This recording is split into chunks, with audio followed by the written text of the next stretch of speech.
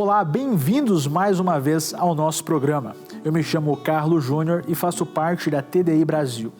E mais uma vez hoje vamos falar sobre ciência e também hoje vamos falar sobre fé. Isso mesmo.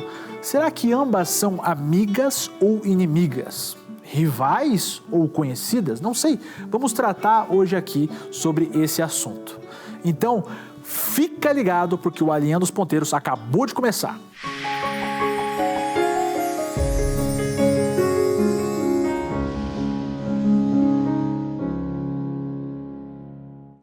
Está aí uma questão muito importante. Sobre essa questão, sobre se a fé e a ciência elas conversam, se elas são amigas e inimigas, é um debate extremamente antigo. Porque sempre houve essa crítica em relação àqueles que são, digamos assim, rivais do assunto fé. Então, a ciência é possível conversar com a fé? Eu vou dizer que, em certos parâmetros, sim. Porque a ciência ela tem toda uma metodologia a ser seguida. E quando nós conseguimos estudar a ciência, fazer pesquisas, nós conseguimos avaliar as possibilidades presentes dentro daquilo que nós conseguimos, digamos assim, verificar, seja isso na natureza, seja isso no universo, em cada uma das coisas. Já a fé é aquilo que nós não podemos ver, é acreditar, né? Então, como isso poderia conversar?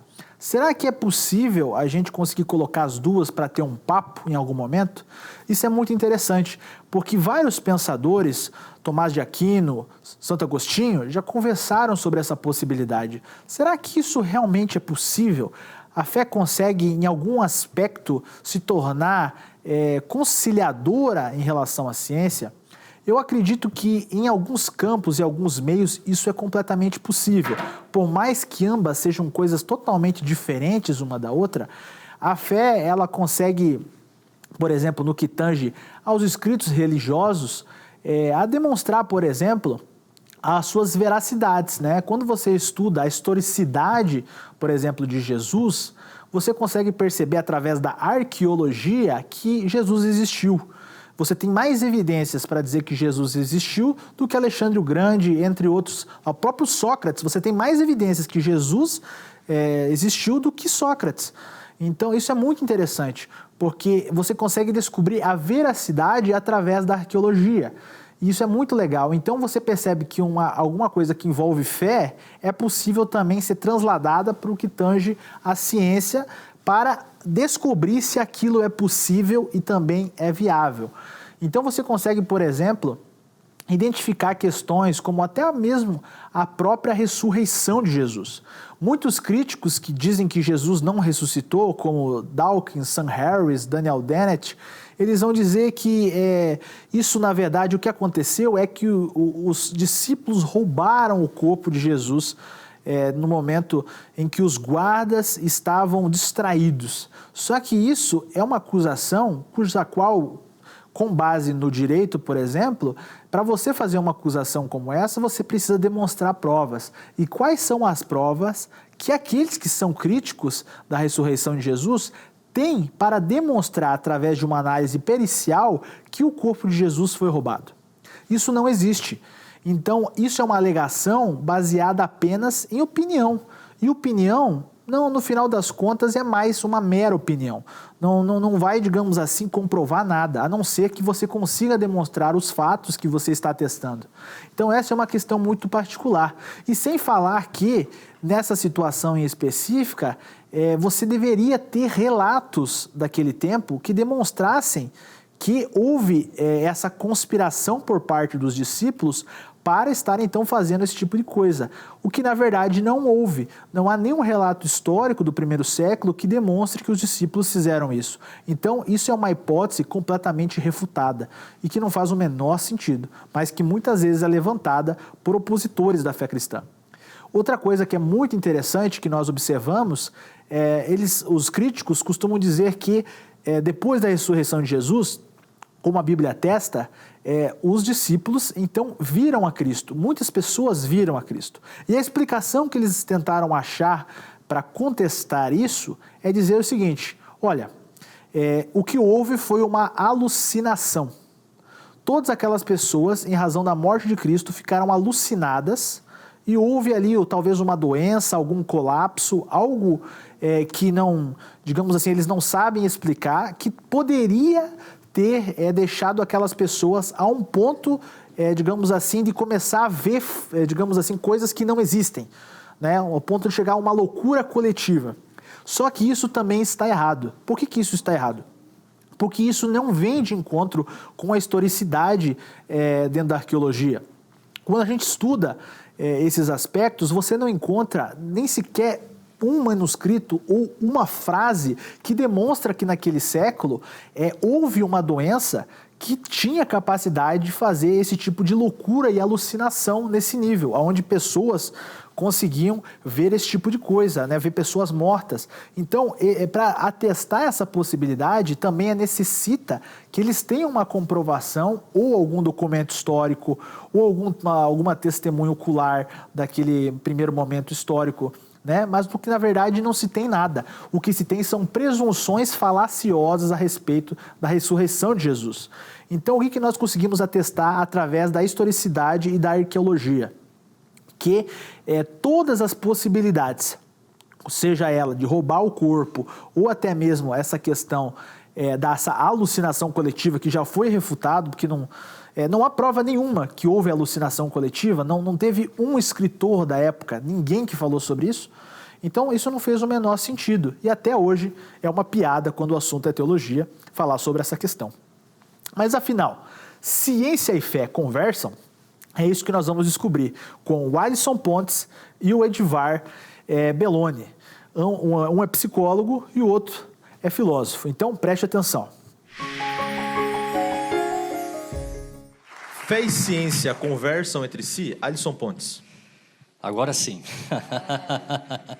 Vejam só, por que eu me abstive até de participar da primeira pergunta? As ciências psicológicas, de maneira geral, talvez aí 95% das abordagens psicológicas não vão nem compreender um design, né? Quanto mais escolher quem é realmente o design. Então a gente vai precisar ir para além da psicologia para fazer essa reflexão, né? Mas esse debate entre fé e ciência é um debate que eu venho me debruçando já há muitos anos. A minha área de pesquisa é justamente sobre espiritualidade e saúde. Eu acho que é onde eu vou poder colaborar de uma maneira mais efetiva. E eu queria trazer uma reflexão primeiramente existencial, mas que vai nos dar condições também, a partir de evidências científicas, de percebermos o quanto há uma implicação muito forte da perspectiva de uma ideia de um design, ou da compreensão de que há um design. Eu queria trazer um pensamento de um psiquiatra vienense chamado Viktor M. Frankl. Frankl ele é o criador da logoterapia análise existencial, é a minha área de atuação já há mais de 10 anos, não é?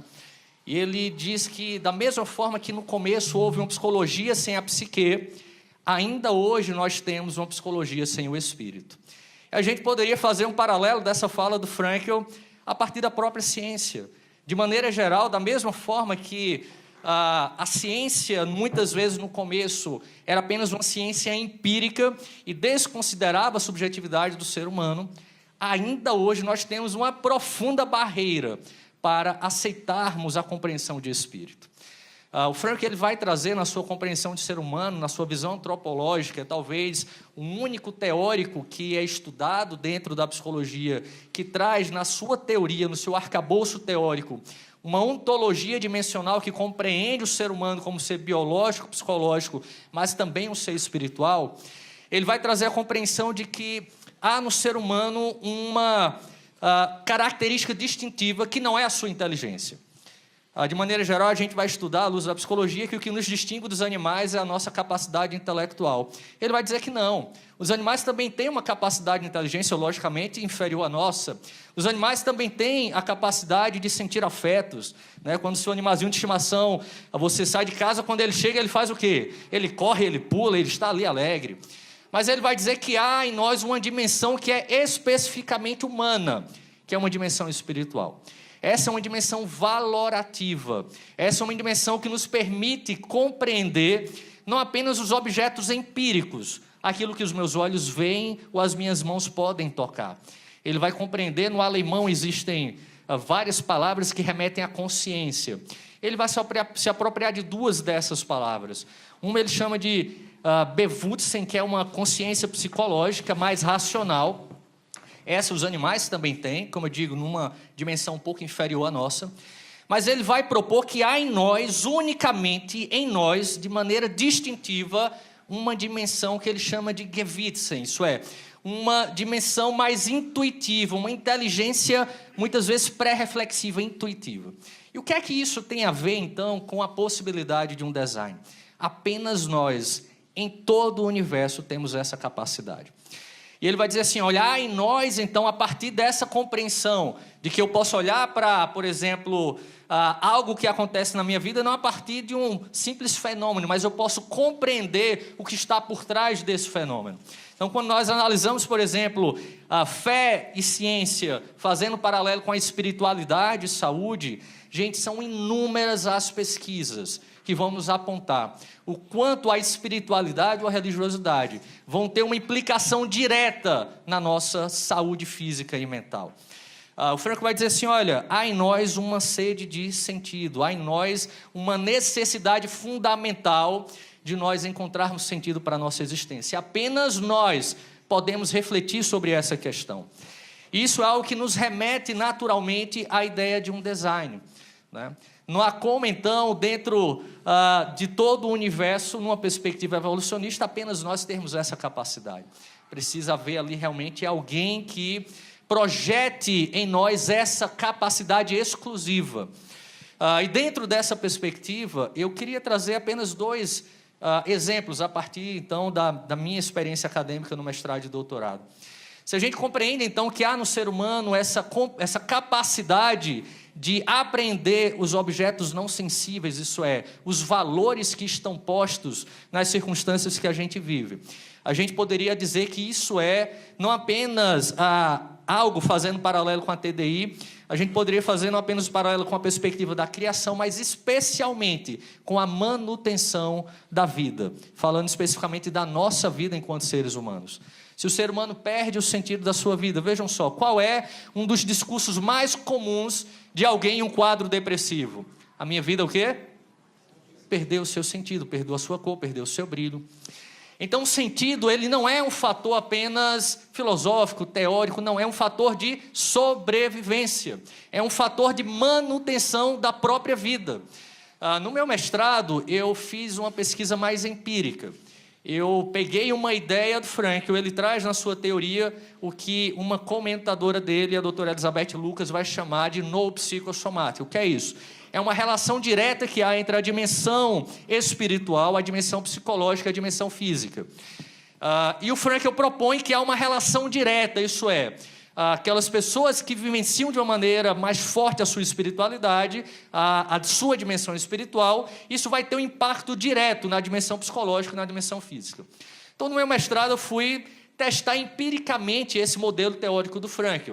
E resumindo, então, os resultados, o que é que nós compreendemos? Nós nos utilizamos de instrumentos para a gente aferir ou avaliar a dimensão noológica, instrumentos para a gente aferir a dimensão psicológica, e nos utilizamos do marcador, né, do funcionamento do nosso sistema imunológico, que são os linfócitos T, CD4 e CD8, que são marcadores que indicam o funcionamento do nosso sistema imunológico. Na literatura tem pelo menos dois caminhos para a gente aferir esse funcionamento. Um é por meio da quantidade, né, da taxa de linfócitos CD4, e o outro, na literatura, é por meio da proporção de CD4 e CD8. Um exemplo, uma pessoa saudável, essa proporção é de 2 CD4 para 1 CD8. Então, uma pessoa, por exemplo, com HIV, em que há um comprometimento do funcionamento do sistema imunológico, essa proporção inverte, isso é, o sistema imunológico ele está deficitário. E o que é que a gente pôde perceber a partir disso?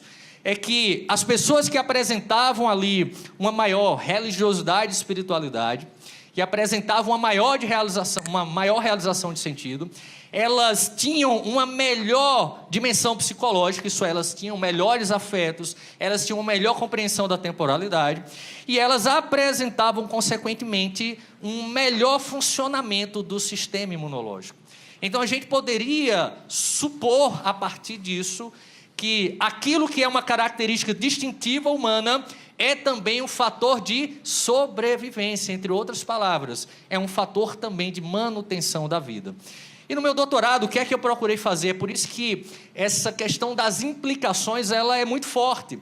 No meu doutorado, eu fiz, então, uma pesquisa longitudinal para aferir se o favorecimento, né, de uma espiritualidade, do encontro de sentido, ele vai ter um impacto, então, na dimensão psicofísica. Então, eu realizei uma intervenção, né, de 8 encontros e fiz uma pesquisa realmente aí baseada em evidências, pré-teste e pós-teste, e os resultados foram impressionantes, e avaliando também como uma prevenção ao suicídio, que é um tema para mim muito caro.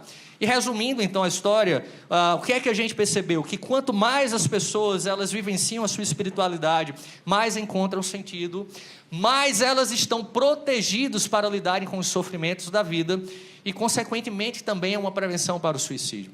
Então, esse debate fé e ciência, espiritualidade e saúde é um debate que ele precisa estar presente na academia, apesar das grandes barreiras que nós temos, não é? E aí o que eu queria trazer, só para fechar minha fala, um termo que é muito caro dentro da logoterapia, que é o termo logovivente. Isso está muito a ver com uma outra pergunta que não vai ser mais possível. Mas como nós podemos, então, inserir na academia esse diálogo de uma forma empírica, científica, mas que precisa também perpassar a nossa própria existência? O termo logovivente é a ideia de que nós precisamos também viver a logoterapia. É um termo muito presente dentro da comunidade de logoterapeutas. Mas eu trago uma reflexão trazendo aqui o termo TDI vivente. Porque nós precisamos também viver aquilo que nós dependemos. Se nós queremos uma mudança dentro desse espaço que nós procuramos na academia, isso deve perpassar também a nossa própria existência. Não adianta nós defendermos na academia algo que a nossa vida é completamente diferente. Então, se eu defendo que há um design, que há um criador, esse criador ele tem um propósito não apenas para o universo e a criação, ele tem um propósito para a minha própria vida. E eu preciso estar com o meu coração aberto para ser também um instrumento usado por Deus, para a partir da ciência, mas também a partir da minha própria vida, poder causar um impacto na academia a partir dessa relação fé e ciência. Muito obrigado.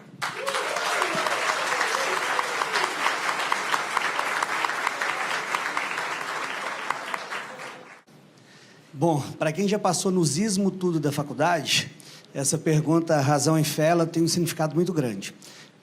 Eu especializei muito em Nietzsche, e parece paradoxo da minha fé, né? Especializar em quem? Em Nietzsche, né? Mas eu aprendi através do oposto a defender melhor a minha fé e entender a razão.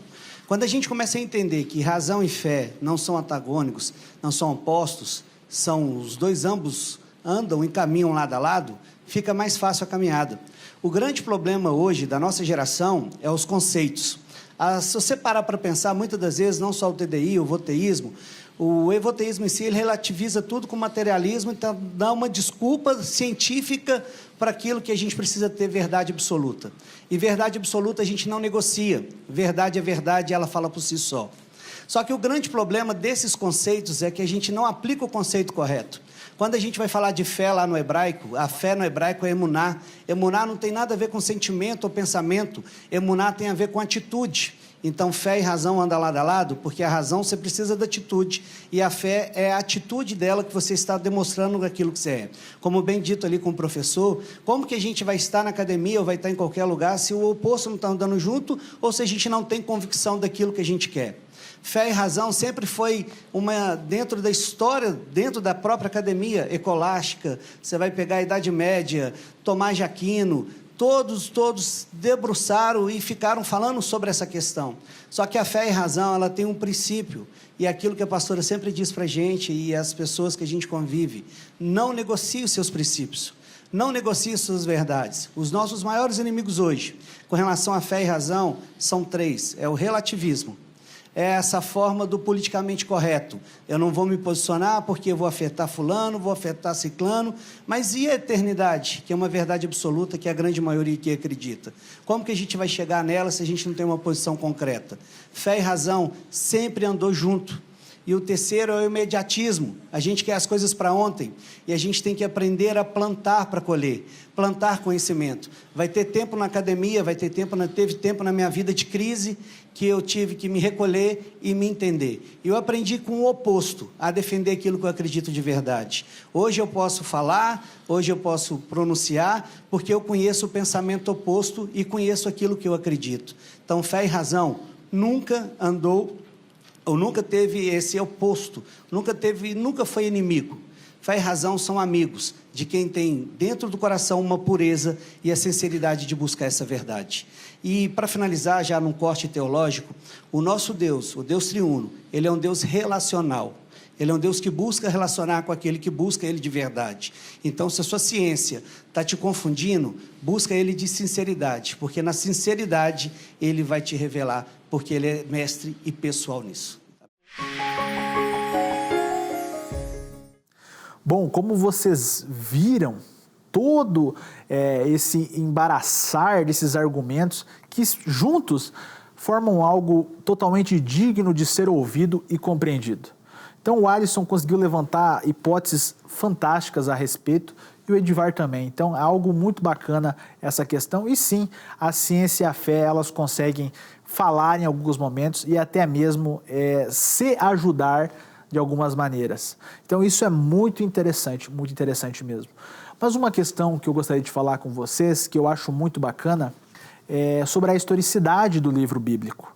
Porque quando nós estudamos o Novo Testamento, nós percebemos também, não só o Novo, mas também o Velho Testamento, a historicidade de todas as histórias contadas ali. Porque há registro histórico de boa parte delas que nós conseguimos encontrar através da arqueologia.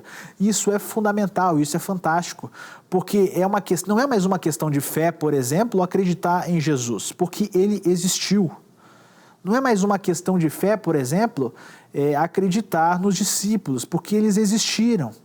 Não é uma questão de fé, por exemplo, dizer que Salomão não existiu. Né? Hoje você tem todo um suporte histórico e arqueológico que demonstram a existência desses personagens que tiveram tamanha importância em suas épocas.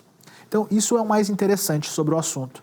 E uma coisa que eu acho bacana é que todo o Novo Testamento, e eu acho isso fabuloso, ele é um livro que fica muito claro de testemunhas oculares que viveram no período juntamente com Jesus e presenciaram a sua ação, ou que estavam com pessoas que viveram com ele, que puderam relatar e elas escreveram sobre isso. Isso é muito interessante, extremamente interessante. Por quê?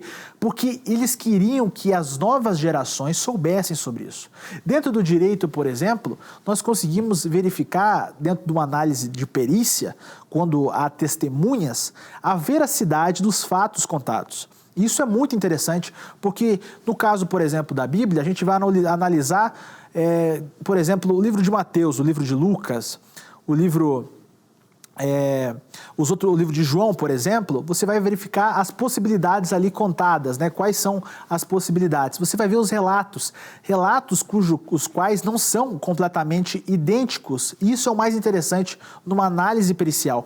Porque o que acontece? Quando você vai fazer uma análise e todos os dados batem, por exemplo, assim, João falou as mesmas coisas, exatas mesmas coisas que Lucas, tem alguma coisa errada, parece que combinaram a história, vocês não concordam? Mas quando você vai ler os livros, você percebe que, por exemplo, em Mateus você encontra coisas que Lucas percebeu que Mateus não.